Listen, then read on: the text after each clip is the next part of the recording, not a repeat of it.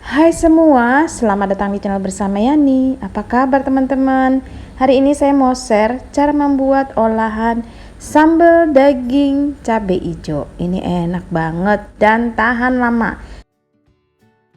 Bahan-bahannya simpel banget. Ada cabai rawit hijau, kemudian cabai hijau keriting, bawang putih, bawang merah. Ini direbus sebentar aja, nggak pakai lama. Yang penting agak layu supaya tidak berbau langu.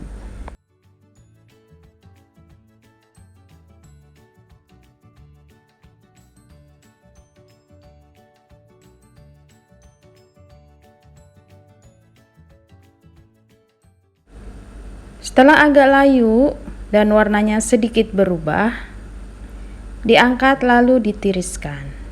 Sekarang cabenya siap untuk dicoper kasar. Jangan terlalu halus. Saya menggunakan chopper andalan dari mitochiba.id, kodenya CH250, yang cantik banget, mempunyai beberapa pilihan warna menarik, mempunyai kapasitas yang cukup lumayan besar. Untuk tempat yang kecil, khusus menghaluskan daging-dagingan, bumbu-bumbuan, dan mempunyai 2 mata pisau yang super tajam. Kalau mau bikin yang lebih banyak, bisa menggunakan tabung yang besar, dilengkapi dengan 3 mata pisau tentunya yang super duper tajam. Ini mampu menghaluskan daging-dagingan. Kalau mau bikin bakso, empek-empek, memecahkan es batu, bahkan mengadon adonan kue, recommended banget. Saat ini saya menggunakan chopper yang ukuran kecil. Masukkan saja bahan-bahannya, dicoper kasar. Mempunyai mesin di bagian atas, mudah digunakan, cukup beberapa kali pencet dan ini sudah maksimal hasilnya.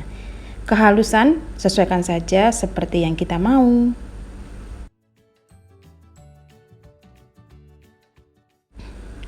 Sudah selesai, kemudian disusul bawang-bawangan, 8 siung bawang merah dan 7 siung bawang putih.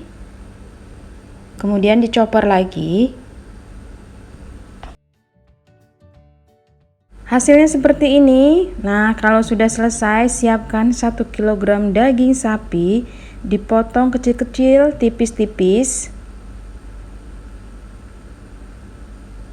Begini ya teman-teman. Kemudian lanjut, siapkan wajan yang cukup besar, beri sedikit minyak goreng, tumis bumbu yang sudah dicoper sampai benar-benar layu.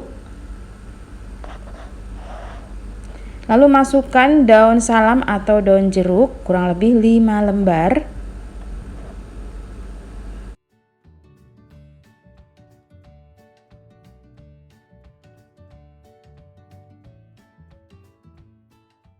Setelah sambalnya dirasa layu, masukkan daging, kemudian diaduk-aduk. Lalu tambahkan garam, kaldu bubuk, dan sedikit saja gula pasir kalau suka manis.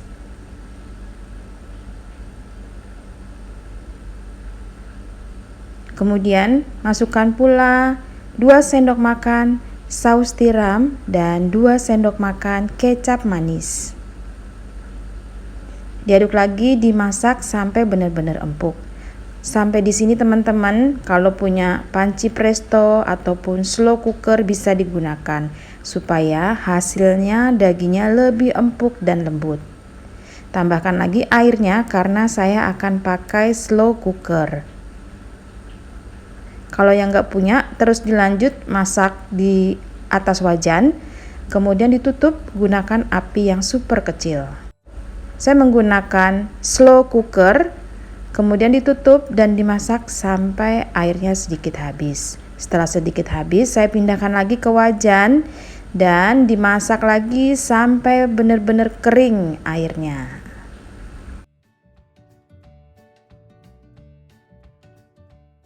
Dimasak terus sampai airnya habis, jadi agak sedikit kering gitu ya. Nah, kalau sudah kering, sudah siap untuk disantap atau disajikan. Nah teman-teman, ini bisa dijadikan ide bekal ataupun stok makanan. Enak banget dan rasanya tuh mantul merkentul. Dimakan pakai nasi anget-anget. Wow banget. Selamat mencoba ya.